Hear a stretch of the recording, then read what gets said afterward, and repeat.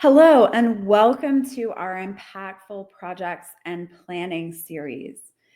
In today's session, we will talk about the factors that create successful project teams.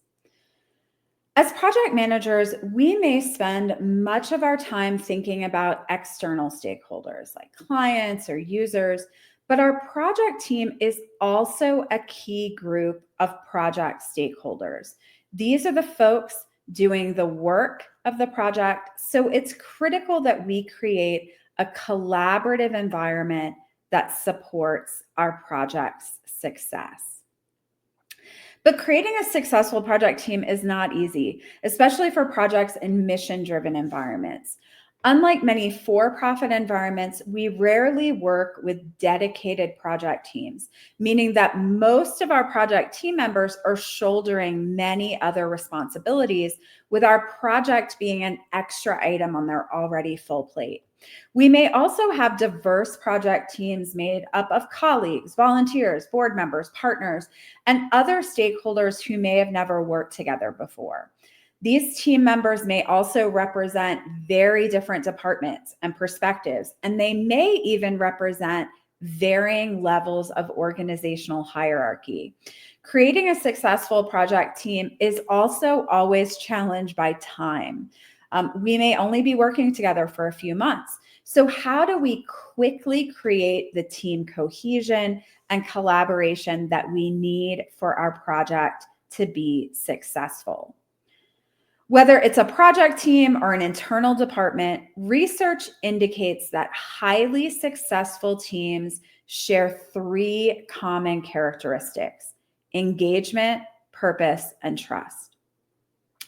If we want to run successful projects, we need to create a collaborative and effective team environment. So we also want to aim for high engagement, clear purpose, and a culture of trust. So let's talk about how these characteristics are displayed in successful teams and some strategies we can use to support these characteristics in our own project teams. So let's begin with engagement. In successful teams, engagement shows up in a couple of different ways. Team members are accountable to each other and for the work they are doing. In successful teams, we also see a lot of team discussion and an attempt to reach consensus. Engaged teams also participate in shared decision-making, and there is a culture of learning. Team members are willing and able to learn new skills to support the work, and they are willing to share what they know with each other. So how can we encourage high engagement like this in our project teams? There are 4 engagement strategies that I want to talk about: clear roles and tasks, shared progress, intentional discussion, and team member collaboration. So a simple way to support engagement and accountability is to make sure project roles and task assignments are clear. So what is expected of each project team member? What tasks and activities will they need to complete? This can be accomplished by establishing clear roles within the project and the project team and assigning tasks to one or more team members. This may seem like project management 101, but I see a lot of project teams where roles and assignments are not clear, and where who is doing what is not well communicated to the entire team. A related engagement strategy is to share progress about project and task completion. So once everyone knows what they need to do, given those clear roles and tasks, we also want to make sure that team members know what other team members are working on. So transparency into roles and task assignments is a start, but we also want team members to share progress on those tasks. Project management tools work well to give team members that insight into who is working on what and what the status is of these various tasks. But this can also be accomplished without tools. So we can use shared documents, we can use messages. Our goal is to create transparency about engagement that supports accountability. To encourage engagement in our project teams, we also want an intentional approach to communication. Much like we plan how to communicate with users, decision makers, other stakeholder groups, we also want to plan how our project team will communicate. And beyond kind of setting communication expectations, as much as possible, we want to encourage discussion among our team. This means that we need to be intentional about how team meetings are structured. So long, rambling meetings kill engagement. While we want to make sure folks are sharing progress, meetings shouldn't just be these like round robin status updates. Instead, we want to use our team meeting time for brainstorming, problem solving, decision making. To create space for this discussion, this feedback, we want to be sure to share meeting agendas ahead of time. So these things should be on the agenda, and we want people to be prepared to talk about whatever it is we need to discuss. For virtual meetings, we may also want to incorporate some interactive elements, breakout rooms, shared whiteboards. Our project team meetings should be engaging, not sap the energy of our team. Another way to encourage engagement in our project teams is to encourage team member collaboration. And so often what this looks like is suggesting that small groups of team members meet outside of our regular team meetings to tackle specific tasks or work on problems together. These working sessions can really help team members build individual bonds and maintain engagement, especially when we have large project teams. So with these engagement strategies, we are nudging our teams toward the accountability and intentional communication and collaboration that supports high engagement. To create successful teams, we also want to cultivate purpose. So in successful teams, purpose shows up as having a clear shared purpose or mission, as well as team members having an understanding of how they can support that purpose. In successful teams, we also see a recognition of individual and team strengths and successes. So how can we support this in our project teams? We can be sure to discuss scope, tie tasks to deliverables, and celebrate successes. So projects in some ways have an advantage over other types of teams when it comes to purpose, as we have a project scope or should have a project scope that lays out our purpose. But do all of your team members understand that scope? And do they have the same understanding of it? So we often assume that there is that understanding, but if we really want to cultivate purpose in our project teams, we want to be sure to discuss and confirm that shared understanding of our project scope with the project team.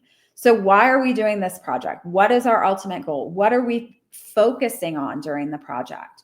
We want to discuss scope during project kickoff to make sure we are all on the same page, and then keep reminding folks of the scope as the project progresses. Scope sets that shared purpose, but we can really extend purpose to the individual through those clear roles, but also by linking tasks to deliverables. We've talked about the importance of concrete deliverables in other sessions, but making sure that all tasks are connected to a deliverable can really help our team members see their contributions to the project and the purpose. So when my tasks are clearly connected to a deliverable, it's not just one of many on some long list of tasks.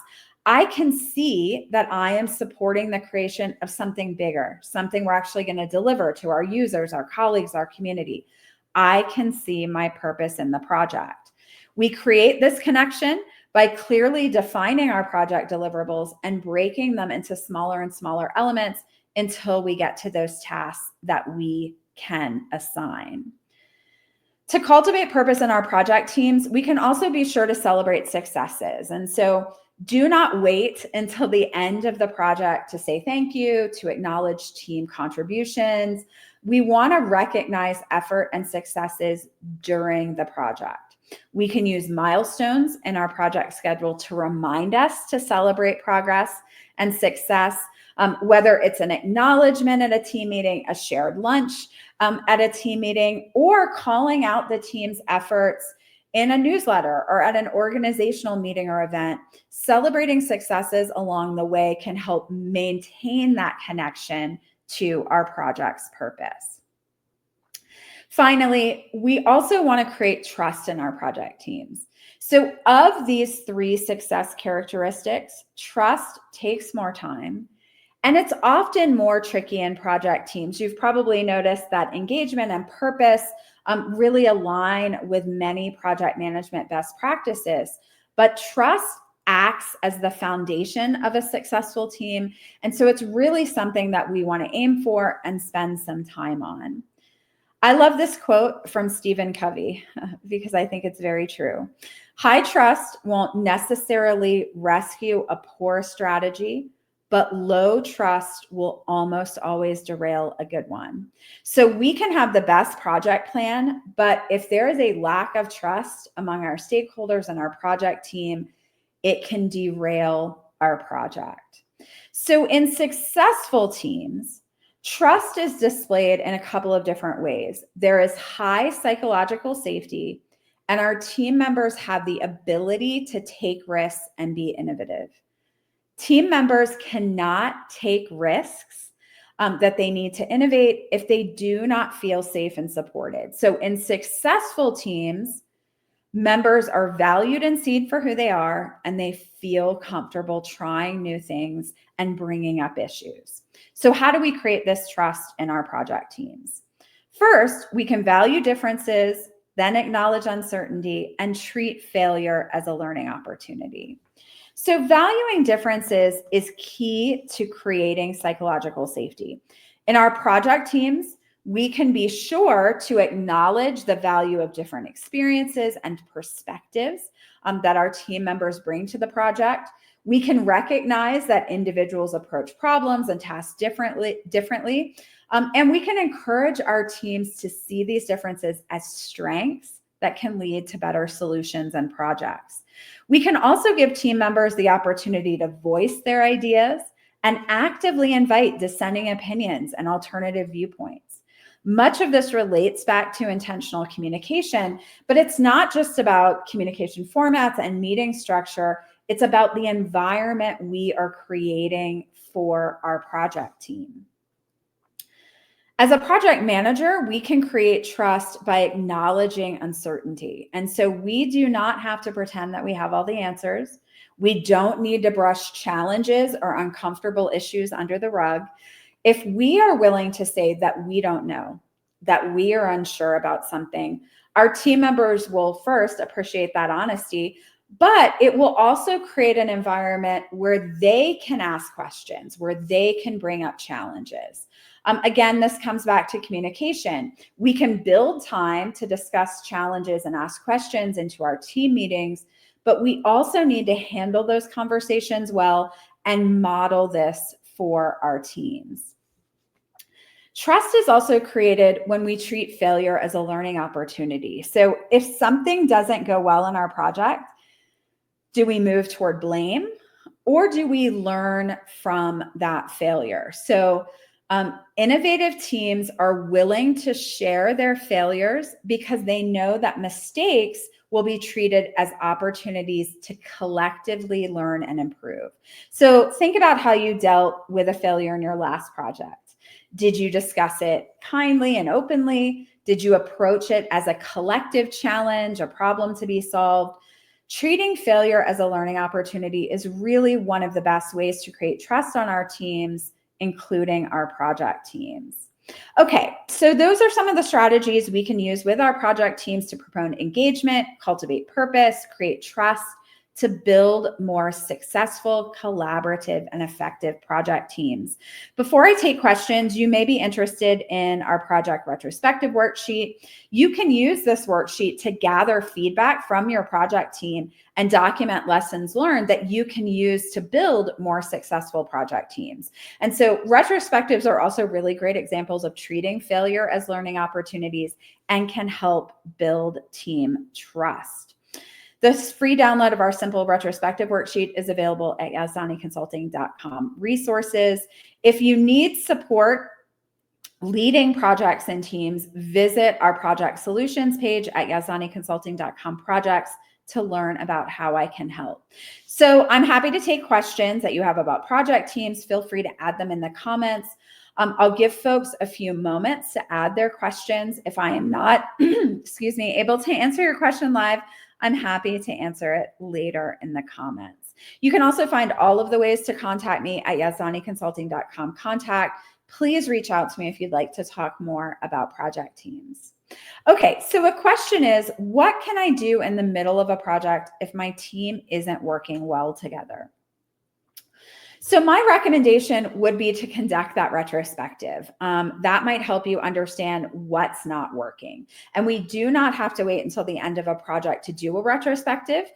We can do it in the middle of a project at kind of key points. After you do that retrospective and maybe have some insight into what is sort of going wrong, you may find that you need to do a bit of a team reset. And so we want to be transparent about this and kind of bring our team into this conversation. And so we might say, you know, what do we need to do to make our team, our project more successful? Are there ways that we can improve our communications, improve our meetings, improve the ways that we're working together? And then those ideas that you generate, you can try to implement. I do think if you present this as a team issue that you want to solve together rather than kind of a project manager's problem, you also are modeling a really great way to work together. So it's not too late. Have some conversations about what could be better and then work on implementing it. Great. So feel free to comment or reach out if you have any additional questions. And thank you for participating in our Impactful Projects and Planning series. Visit yazdaniconsulting.com IPP to find out about upcoming sessions and to view recordings of all of the sessions in this series. Thank you.